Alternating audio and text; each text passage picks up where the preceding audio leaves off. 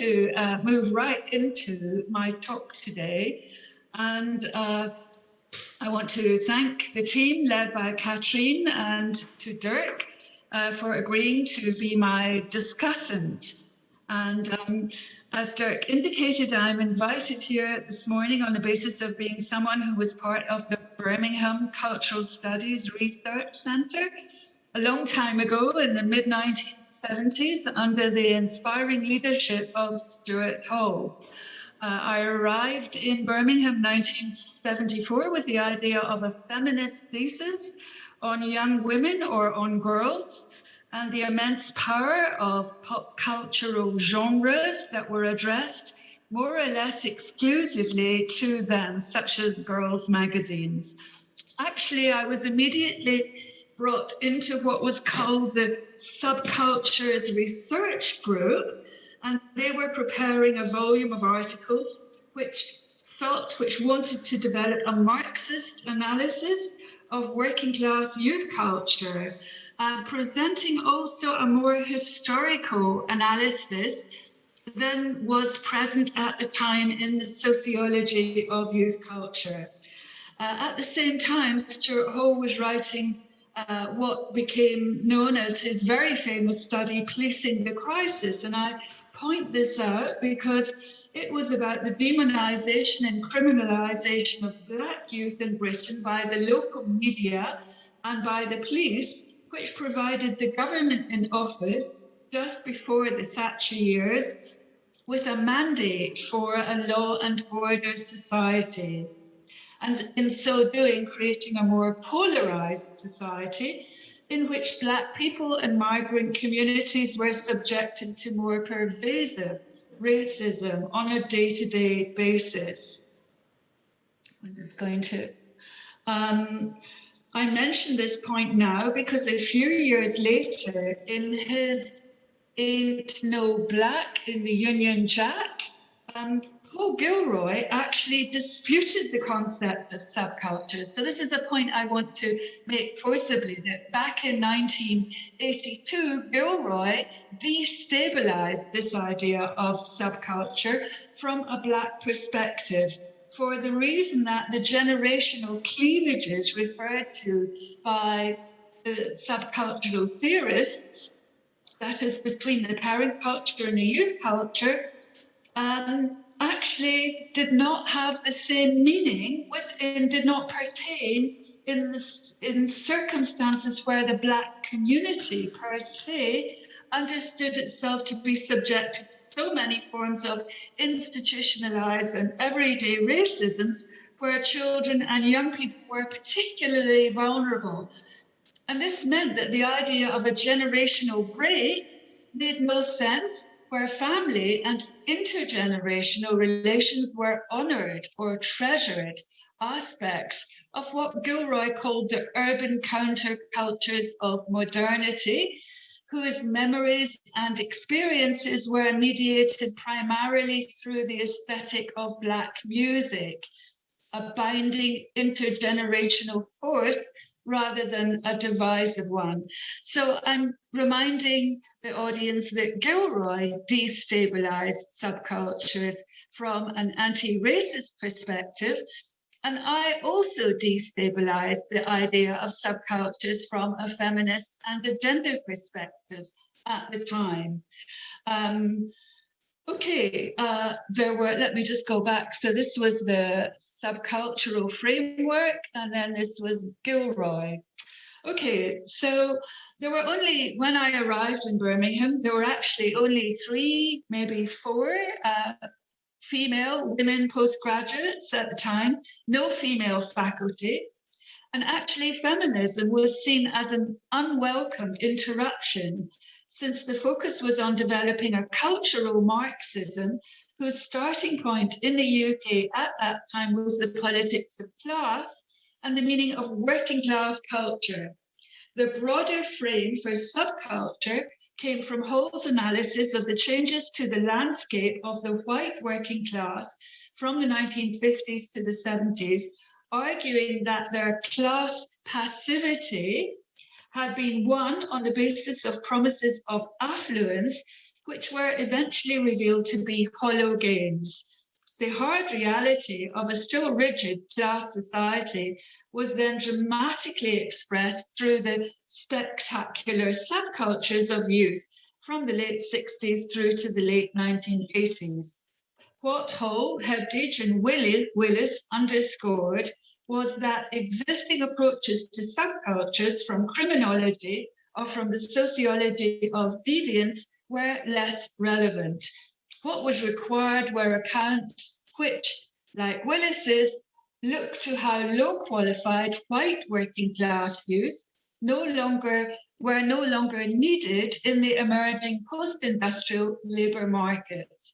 And so they express their anger in antisocial terms. However, those antisocial terms were both profoundly sexist and racist. This was followed by Hebdige's world-famous book, which developed an early post-structuralist analysis of subcultures, particularly punk, as textual entities, signifying systems of outrage, anger, subversion, and street theatre. Okay, my own starting point was to challenge and destabilize the taken for granted assumptions that youth culture meant predominantly male activity, and that no further thought needed to be given to this, despite the progressive left and Marxist vocabularies. It seemed that women and girls had no place in these voices in the mid-1970s. In the case of Willis, I countered that the heroic stature that he gave to the lads must surely be qualified by their repertoires of highly sexist and highly racist language. With Hebdige, I argued that the male camaraderie and indeed the homosociality of the subcultures nevertheless completely reproduced normative gender hierarchies that existed within the mainstream of the society. So there were limits to the transgression that was found in Hebdige. And at the same time, Hebdige did not really engage with the kind of transgressive activity by women in punk. So this occupied a very low-key place in his analysis. And actually, at the time, it was well known in Birmingham. There were bands like the OK, like the Au Pairs, that nobody took the reality of punk feminism particularly seriously. The fact that punk women openly challenged so many elements of the sexual double standard by rehabilitating words like sluts and self-consciously dressing themselves to look like tarts or cheaply, and called their band names like the Slits, only so much later consolidated into a critique and was recognized as the kind of feminist activity that it deserved to be recognized. So it was really a long time, at least 10 years, before feminists in the academy began to take seriously these activities by punk women. Simultaneously, Black women like Pauline Black of The Selector showed the multicultural mix, intersectional constellation, which the idea of subculture could indeed generate. But closer to the time in which these activities were taking place, it was a struggle for feminist subcultural studies to find any place in academia. So undertaking this kind of analysis was really not a recognized pathway to an academic career. It would have been fine, however, and this is always an interesting point to me, that if you wanted to be a feminist criminologist, or if you wanted to work in the field of deviance, then that might have been a possible pathway. And this indicated the extent to which young women for example, in punk or in subcultures were understood still in the academy to be a kind of social problem. There must be something wrong with them. Along the lines of being a punk girl was equivalent to having a teenage pregnancy, or being a delinquent and therefore near to the criminal justice system. So a number of feminist scholars like myself argued that there was little sense in pathologizing these young women or making them victims when perhaps they were merely struggling against the forces of conformity and of what we would now call heteronormativity to create a more autonomous space for themselves in clubs or in other semi-private spaces, in youth centres, on the street. Indeed, the Birmingham argument, and here I was in agreement with the guys, was to depathologize subculture and to say that these are meaningful activities in the semiotic sense. There is a politics of meaning here, which does not necessarily suggest the identity of being a social problem.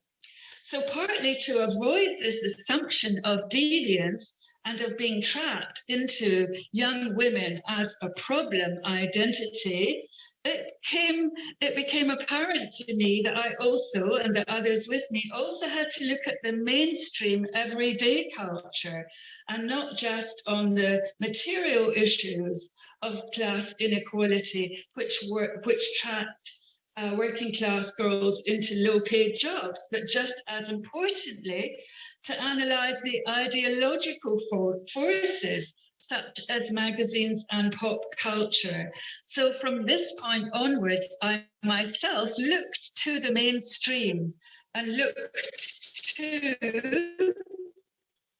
the core, if you like, of the embedded ideologies of romance as spaces for the enforced subjugation of young women to male domination. It would be a mistake, however, to assume that the issues being investigated at this point in time were wholly from a white perspective. And I just want to flag up the work of Anne Phoenix in London, in the UK, who made great efforts to depathologize teenage pregnancy, particularly amongst young Black women. And likewise, Bell Hooks was undertaking her really important work on Black girlhood. So there were various activities being carried out by scholars, by Black scholars as well, in the UK and in the US, which continue to try to depathologize activities that were seen as being different or that were seen as potentially a social problem. So there is a rich, and I'm just coming to the end of this talk very shortly, there is a rich history of the struggle in this terrain, which then came to be realized arguably in two directions.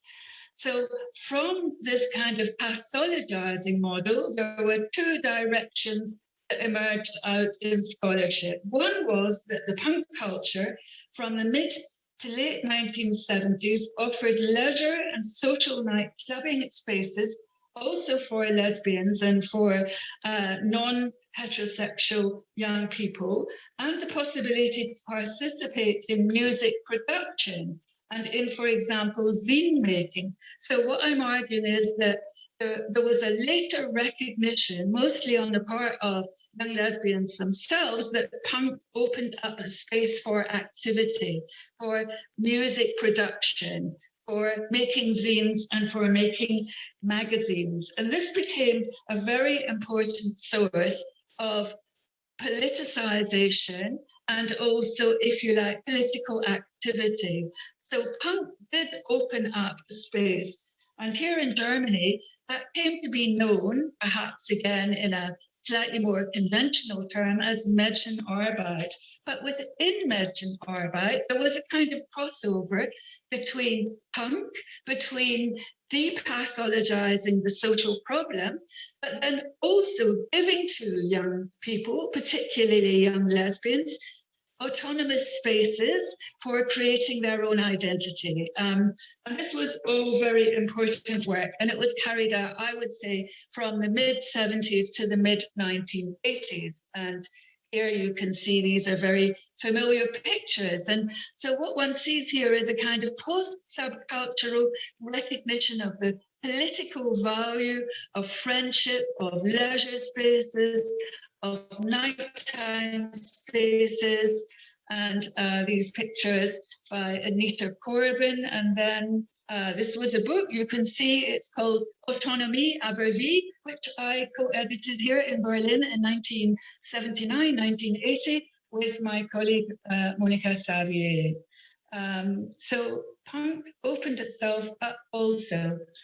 So, okay, I just want to finish off my talk with what we might call the aftermath. So what then became of subculture? I could briefly identify 3 points of critique and commentary from what we might say onwards from Birmingham. I myself, from the mid-1980s, was departing from the Marxist orthodoxy, pointing to youth cultures as actually generating their own labour markets and becoming spaces for self-employment, and with this eventually consolidating and professionalizing into what became known as the new creative economy. So I argued that subcultural knowledge could be turned into a career plan. And this then became very much associated with self-employment, with cultural industries, with club culture, with the entrepreneurialism based on club culture and raves, opening up their spaces to a whole huge audience at the time. But there were other elements which I think came out of subculture. And this was very much into, if you like, queer nightlife and into beginning to archive queer subcultures and putting them back into the picture. And here in Berlin, I've been following the work of 2 artists who have done this. And one is Annette Frick, for whom I wrote some catalogue notes. And Annette Frick has, as you can see from the slide with Mark Segal, that her work, her very important work, has been to document, to record, and to archive, if you like, the queer punk underground, and also very importantly, to photograph and to record and to archive queer families. So if you look at the work of Annette Frick, you will see that she has been doing this from a very small corner without a great deal of grants and support, but produced some very important work, which we could talk about at another point in time. And the second artist that I've been working with in Berlin, which Jack has also been working with, is Kirsten Drexel. And Kirsten Drexel also, if you like, reoccupied the autonomous space of club and club culture as a space for lesbian and queer love and romance. And from this nighttime economy of the club culture, she also then developed an argument about queer community and queer care and queer love.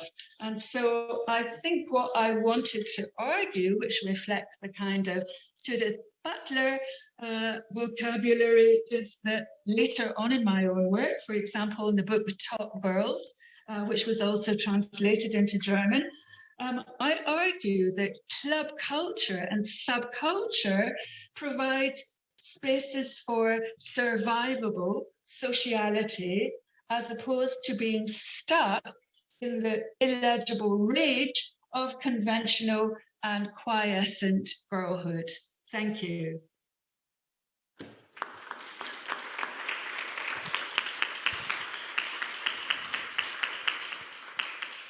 Yeah, thank you so much, Angela, for this very inspiring and, as always, insightful talk and presentation.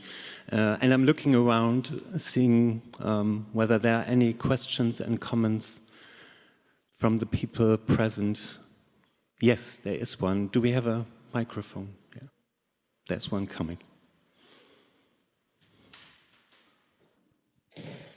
I apologize for my invasive sort from the Balkans. So thank you very much if she's listening. Angela McRobbie, thank you so much for this fascinating lecture. I have actually a question. What I could understand, understood very clearly, it's the implication of capitalism in the way of our way of how we do the genealogies of punk. And that means when you talk about the career or the what happened in the 90s with the British taking and sucking the subculture, it was because capitalism by itself needed to include heavily the production of culture into profit making. This is one thing, and the other is if capitalism as well, looking what's going on now, is actually sharply influencing how we are talking about these histories. Because I remember when I was in the end of the 70s in London, the TARFs was everywhere and it was no black positions and so on. And also the histories were very divided how they were written. And now it seems like a narration that is almost genuinely normal for 30, 40 years in the back. But my knowledge is saying that these things were heavily divided. So it's again capitalism that gives us the possibility to include also those who were left out and make them just part of the story. This will be my question. Thank you. Okay, well, thank you very much for that question. And it opens up a huge field for discussion that I know we don't have a great deal of time for, but let me just make a few quick points.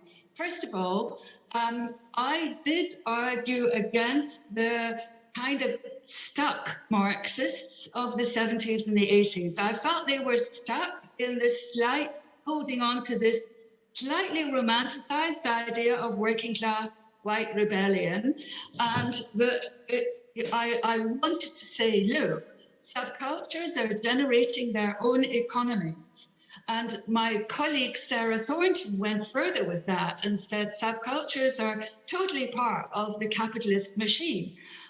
What I argued was that the young people who were the forces within subculture actually at that time were not part of the university system. So they actually created their own careers in what was quite an interesting and innovative way. Of course, it was part of the capitalist economy, and the capitalist economy then really went to town on it, particularly with raves and rave music and the big DJs. So of course, capitalism was very predatory on the subcultures, and that then continued right through the 1990s up to the present day, particularly the fashion industry and people like Vetements. You know, they just like really plunder every subculture that could ever.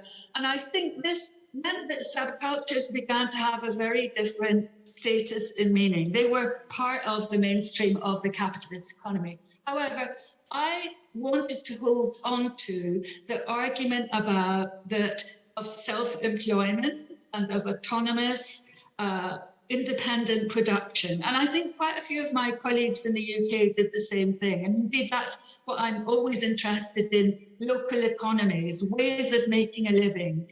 And that these ways of making a living are capable of having a critical disposition at the same time. So I don't want to fold everything into the capitalist machine, even though that capitalist machine, as Boltanski and Chiapello argued, so needs this innovation. It needs this kind of creative adrenaline from young people. So I think we have to tread a careful line, that there are spaces for critique and for critique, and this continues today. If one looks at the the campaigns and the social movements that have emerged. So I hope that's a little bit of a way of answering your question.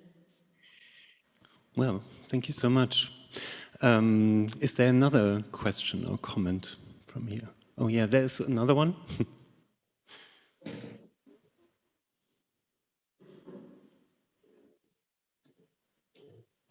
Thank you so much for this inspiring lecture. I'm so glad to see you, even in virtual way. Because I have been reading, of course, your writings, I have been involved in popular culture, and I was looking to link between particularly anti-racist feminism, how it is displayed in popular cultural sense, in contemporary, what we call pop feminism. And so, of course, I was also dealing with Stuart Hall's engagement in popular culture, because you were also talking about that your way of dealing with deviant at the end, like, lead you to look in what is in mainstream, what's happening in mainstream. And it is an interesting thing, because Stuart Hall is also talking about what is black in black popular culture, while he's examining the meaning of popular in the way how we understand from proletarian culture. And I think in this way he was trying to deconstruct the idea that if we want to have the deviant culture that resists to hegemonic power, then we do have to really gaze on popular, and we want to become popular. And this was the way how he was engaging, and your examining of Jackie was in a way also an interruption into that field. And what was for me is very inspiring today to see that those elements are actually performed, let's say in quotation mark, in today popular culture, particularly when we look at, for instance, let's say Cardi B, Rihanna, Lizzo, and name so many other, black artists, Lady Gaga, let's put her there too.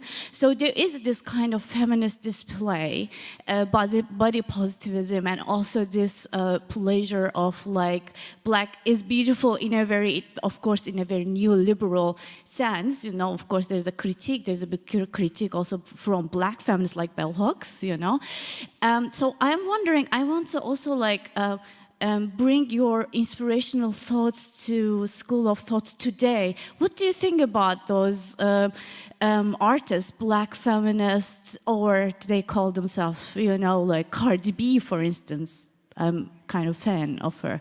So, yeah, that would be my question. What do you think about those popular culture? Well, that's a very big question. Just going back to Stuart Hall, I can send Catherine. I've just done a part of a roundtable about looking back at Stuart Hall and his Marxism and his cultural studies. And I think it's just about to be published, so I can send you that. I think I'm, by the day, more and more indebted to Stuart Hall, particularly for the conjunctural analysis. Historical sociology, I think, is really, really vital for how we understand the present. And that really is what I wanted to do today, to kind of think through those different kind of moments and moments of crisis. So I'm very indebted to Stuart for that. And I think that I would say that one of the what I've been saying to my students in relationship to, yes, what is black and black popular culture, what's going on with Cardo and Megan Thee Stallion, and how are they kind of occupying a transgressive black sexuality space and so on. And I think that one of the problems is that it's really only been in the last very short period, the last 5 years, that there has been sustained and growing critical scholarly attention to these forms of visual culture. And of course, there's suddenly a lot of great black scholarship. There's DJ scholarship. There's new paradigms for new methodologies from Saidiya Hartman.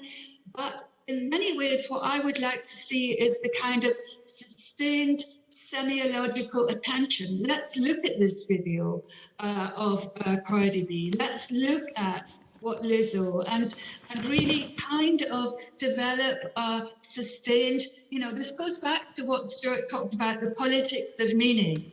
Let's look at the vernacular. Let's look at the micrological level of communication and of discourse. So I think my answer to your question is that I want to see a flourishing and a lot more scholarship in this mode that, of course, also takes on board new vocabularies about affect. And what is the affect of, for example, Kirsten's exhibition here, If You Close the Door? What are the relations between the works on the wall and the viewer? And how is the viewer positioned, whether she is black or white or queer or not queer? So I'm really calling for a kind of resurgent cultural studies again. Cultural studies had a bad reputation, as Jack will agree with me. It had a really low down place in the academy for well over 10 or 15 years. And I think this is the moment now to feel the need. Also here in Germany, it still has a bad reputation. So yeah, that's the best answer I can give you. Well, thank you so much again. I was a bit afraid that this will lead to more questions, more conversations, and the need and the want of it. But due to time, and it's a very tight schedule also this amazing program of the conference has, I'm just checking whether there's maybe a question from the internet, because I can't see their hands and their questions, but there are none. So thank you so much, Angela, for sharing your thoughts with us. And it's a shame you can't be here, because otherwise we could be chatting away, maybe later or in the evening. But hopefully see you soon in presence. And thank you so much for your talk. It was very inspiring, as always. Thank you.